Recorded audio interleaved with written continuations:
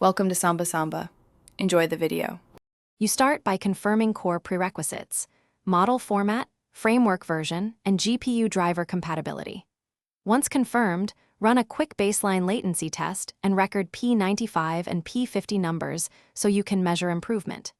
Next, immediately switch to batch size 1 and enable mixed precision like FP16 if your hardware supports it.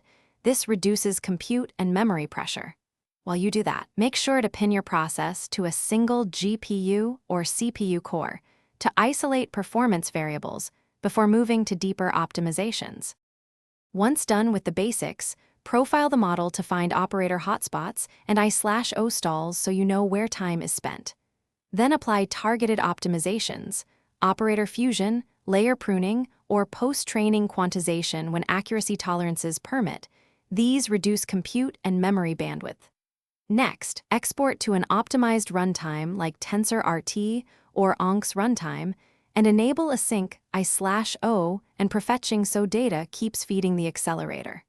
Make sure to validate outputs after each change. To finish, run systematic benchmarks after each change and compare P95 and P50 to your baseline so improvements are verifiable. Then add warm-up runs, enable model and data caching, and configure auto-scaling and concurrency limits for steady throughput in production. If you see regressions, stop, revert the last optimization, and reprofile that specific step to pinpoint the cause.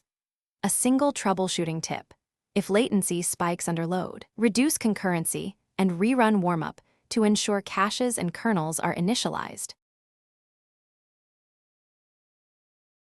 Thanks for watching. Consider subscribing if we helped you.